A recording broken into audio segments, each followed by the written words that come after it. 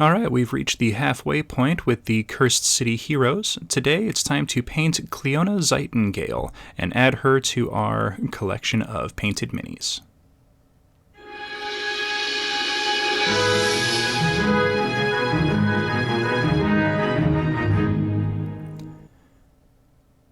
Alright, so I like the sculpt on this. She looks pretty cool. I did add some media to the base, just a few little rocks and some debris to kind of make it look like she's walking through dirt or mud. Okay, we're going to start things off with some Ienden yellow. This is going to go over the kind of raised section on the back of her model. I'm not entirely sure what to call this. It almost looks like a headdress, but it's not attached to the head. It's definitely some kind of iconography, like a badge of office or something. She's supposed to be like a cleric or some kind of healer. And we're also going to use this to go over some of the more prominent imagery on her staff. And this is going to be kind of covered up in a different color later, but it gives a nice little yellow base coat. Next, we're going to use some Magos purple, and this is going to be for these little 5 strips that are hanging down off of her back.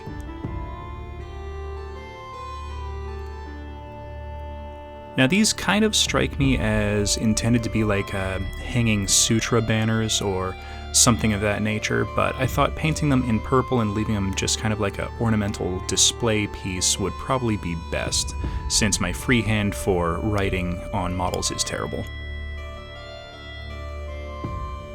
Now I'm going to use a little bit of Black Templar. Now I'm going to use this again a little bit later, but we're just using it now to do the shaft of her staff. Now we're not going to do much else with the shaft, so this is just going to give a nice dark base coat. And then using a little bit of Guilliman flesh, we're going to go over her hands and face.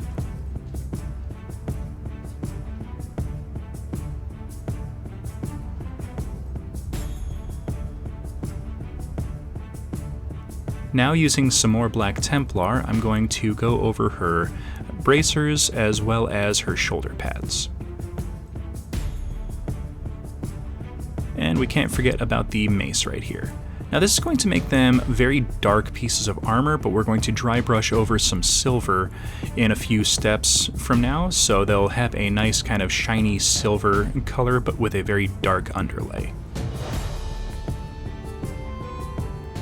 Now using a little bit of snakebite leather, I'm going to go over all of the leather straps on the model, as well as kind of these little pouches, and there's a bandolier of what looks like wooden stakes, so we're going to go over that as well, just to kind of give a little bit of color difference.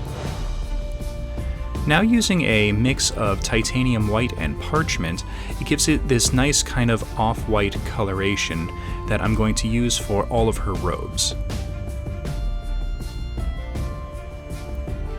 Now, I don't do it here, but off camera I did try several different kinds of shades just to kind of try and find something that would look appropriate with the model, and I could not find any of them.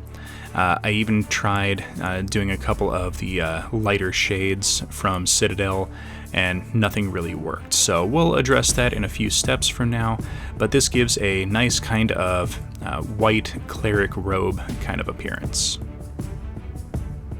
And we'll add a few accents to it here and there.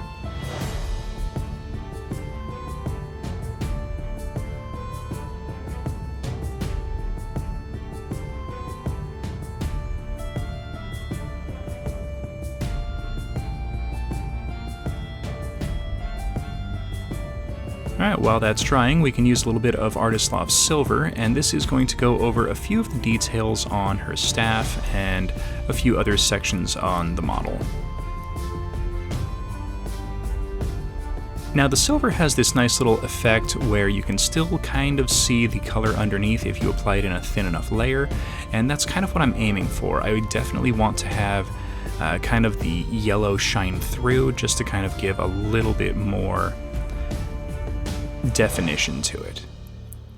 And then switching up my brush, I do a little bit of dry brushing over her shoulder pads, and this gives a little bit of a shine, but we still have the majority of it being that nice dark black.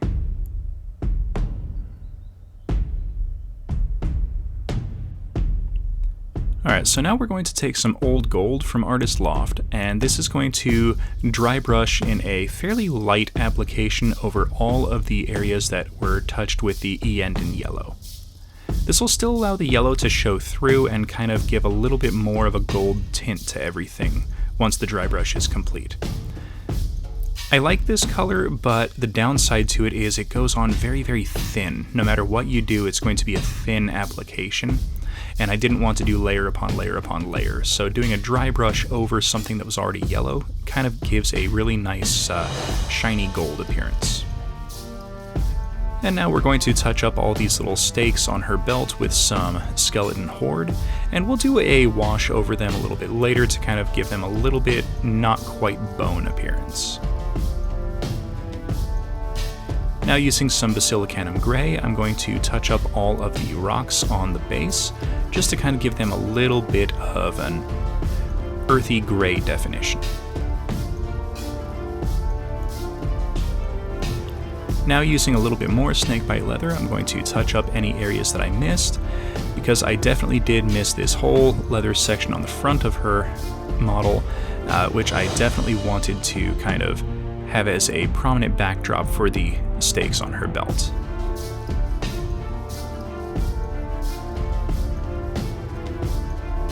Then using some Blood Angels Red, I hit up the front section of her robes, just kind of giving a nice red front tabard, as well as the hood and the two little cloth tails coming off the hood, just to kind of give a little bit of color mix, and it helps to not make the model appear quite so white.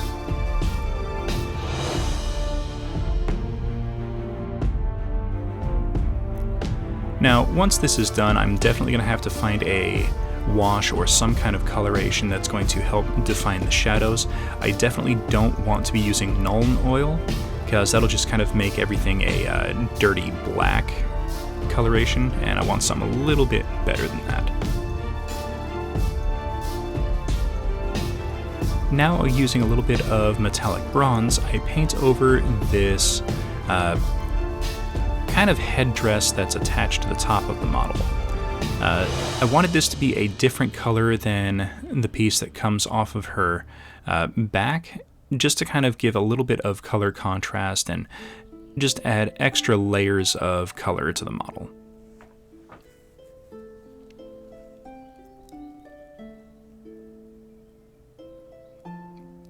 Now, using a little bit of copper, I touch up a few of the little raised details on the headdress, as well as the iconography off of her back.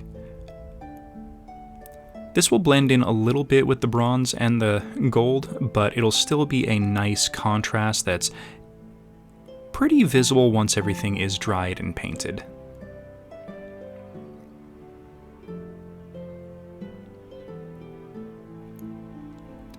And doing it over something that's already metallic will really help the copper to pop.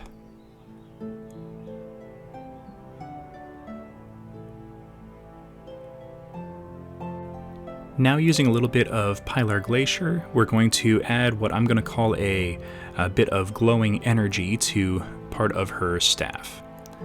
So I'm just kind of touching it around the little circle in the center, and once that dries, it'll kind of have a little glowing effect. Now, using some raw umber, I'm going to touch over all of the kind of sandy and debris covered sections of the base to kind of make it look like she's walking through a mud or battlefield kind of area.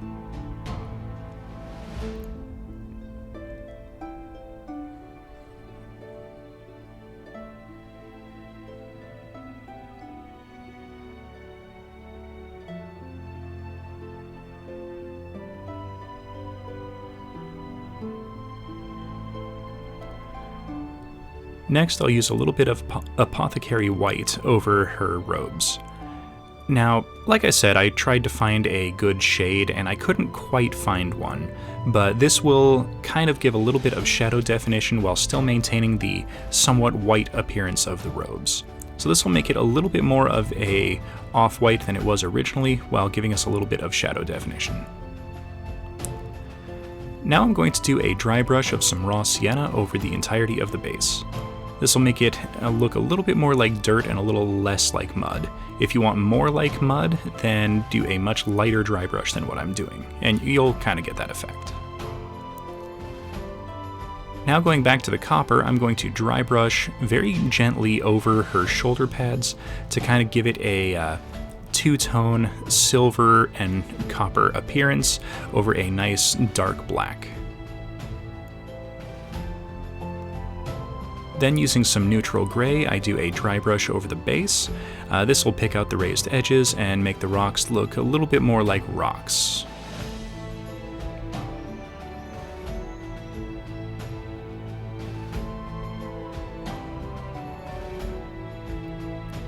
Now we can finish out these little stakes by adding some Agrex Earthshade. And we can also apply it to all of the leather sections as well to kind of give them a little bit more earthy appearance. Now if you want the stakes to look more like wood, do a second or third coat of the Agrex Earthshade.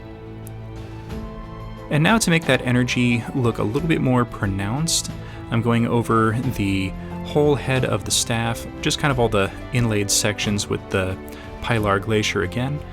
This will make the center section a little bit darker and kind of give the lighter energy to the outer sections. And there we go. Cleona Zeitengale is finished.